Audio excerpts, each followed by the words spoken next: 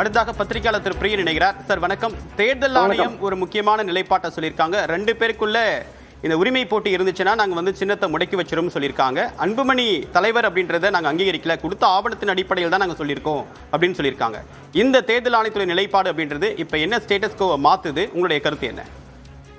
இல்ல, அதாவது பாமக டாக்டர் அன்புமணி நிறுவனர் டாக்டர் ராமதாஸ் அவர்களுக்கும் இப்போ தலைவராக இருக்கிற அன்புமணி அவர்களுக்குமான பிரச்சனை துவங்கிய போதே அவர்களுக்குள்ள ஒரு முகுந்தன் என்பவரை இளைஞரணி செயலாளராக அப்பாயின் பண்றது சம்பந்தப்பட்ட ஒரு விஷயம் தான் பொதுக்குழுல துவக்கப்பட்ட ஒரு விஷயமா பார்க்கலாம். அந்த தகராறு அப்படியே பூதாகாரமாகி அது இப்ப பெருசாகி கிட்டத்தட்ட கட்சி பிளவுபடுற நிலையில சின்னத்துக்கான ஒரு போட்டியா வந்திருக்கு. யார் உண்மையான தலைவர், யார் யாருக்கு அந்த ஏ ஃபார்ம் பி ஃபார்ம்ல கையெழுத்து போடுற அதிகாரம் இருக்குன்ற லெவல்ல வந்தப்போ தேர்தல் கமிஷன் இருக்கிற ரெக்கார்டு என்னன்னா 23வது வருஷம் பொதுக்குழுவில் தேர்ந்தெடுக்கப்பட்ட அன்புமணி அவர்கள் 25ஆம் வருஷம் பதவிக்காலம் முடிகிற சமயத்துல கட்சி தேர்தல்கள் மற்றும் 26 சட்டமன்ற தேர்தல் நடக்கிறதுனால ஒரு வருஷ காலம் 25ஆம் வருஷம் பொதுக்குழுல எக்ஸ்டெண்ட் பண்ணப்பட்டார். ஒரு வருஷம் எக்ஸ்டெண்ட் பண்ணப்பட்டார் பதவி.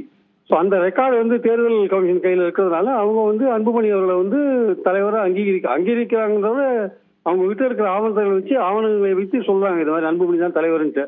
So A form B form கையெழுத்து போடுற உரிமையை அன்புமணிக்கு இருக்கு. அது நிறுவனர் டாக்டர் ராமதாஸ்க்கு அது இல்லைன்றது உண்மை. அதுதான் கட்சியோட விதிகள் சொல்ற ஒரு விஷயமா இருக்கு. ஆனா இப்போ நிறுவனர் என்ன சொல்றாரு, எனக்கு கட்சியில உரிமை இருக்குன்றார். அப்போ தேர்தல் கமிஷன் சொல்ற ஒரு விஷயம் கரெக்ட். அப்போ உரிமையியல் நீதிமன்றத்தை அணுக வேண்டிய அவசியம் இருக்கு. உரிமையியல் நீதிமன்றத்தை அணுகி அவர்கள் ஏதாவது ஒரு ஸ்டே கொடுத்தாங்கன்னா அன்புமணி தரப்புக்கு அப்போ அங்க மாம்பழ சின்னத்தை முடக்கிறதுக்கான வாய்ப்புகள் இருக்கு. அதுக்கான வாய்ப்புகள்லாம் ரொம்ப ரொம்ப குறைவா இருக்கிறத பாக்குறோம்.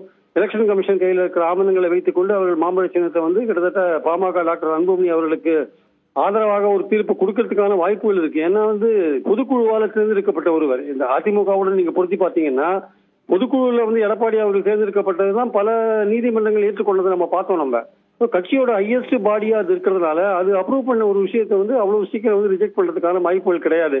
அதனால டாக்டர் ராமதாஸ் அவர்கள் நிச்சயமா அதோட நிறுவனர், அந்த கட்சியை வளர்க்க பாடுபட்டவர், அவர் தான் அந்த கட்சியை வளர்த்தார். எல்லாம் அதில் எந்த விதமான சந்தேகமும் கிடையாது.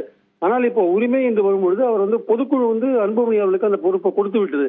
ஸோ இது ரொம்ப கஷ்டமான விஷயம் தான். உரிமையியல் நீதிமன்றத்துக்கு போனீங்கன்னா அது பல வருடங்கள் ஆகலாம். இம்மிடியட்டா தடை கொடுக்கறதுக்கான வாய்ப்புகளும் கிடையாது. ஓபிஎஸ் போட்ட கேஸ் பாருங்க, ஏடிஎம்கேல எவ்வளவு வருஷம் நீடித்திருக்கு பாருங்க. அதனால அதுக்கான வாய்ப்புகள் சீக்கிரம் தீர்வு வரதுக்கான வாய்ப்புகள் கிடையாது. அப்போ எலெக்ஷன் வரும்போது ஒரு முடிவு எடுத்தாலுமே அப்ப என்ன பண்ணுவாங்கன்னு ஒரு விஷயம் இருக்கு. மறுபடியும் அப்ப டெல்லி உயர்நீதிமன்றம் அணுகணும். எலெக்ஷன் வரதுனால சீக்கிரமா ஒரு தீர்ப்பு தேர்தல் கமிஷன் கொடுக்கணுன்ற ஒரு விஷயத்தை அணுகினாங்கன்னா அப்ப ஏதாவது ஒரு இடைக்கால தீர்ப்பு கொடுக்கறதுக்கான வாய்ப்புகள் இருக்கு. உரிமையியல் நீதிமன்றத்துல விரைவாக தீர்ப்பை எதிர்பார்க்க முடியாது. தேர்தல் நெருங்கும் பொழுது ஒரு இடைக்கால தீர்ப்பை தேர்தல் கமிஷன் வாங்கறதுக்கான வாய்ப்புகள் இருக்கு. அது யாருக்கு கொடுப்பாங்க தேர்தல் கமிஷன்னா அது அவங்க ஜட்ஜ்மெண்ட் அது பொறுத்துதான் இருக்கு. ப்ராபபிலி டாக்டர் அன்புமணி அவர்கள் எப்படிப்பட்ட கூட்டணி அமைக்கிறாரு, பாஜகவோட கூட்டணி அமைக்கிறாரா போன்ற பல விஷயங்களை அதில் பார்க்கிறோம் நம்ம.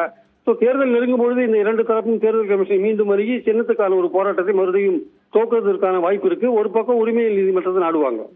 உங்களுடைய கருத்துக்களுக்கு மிக்க நன்றி திரு பிரியன்.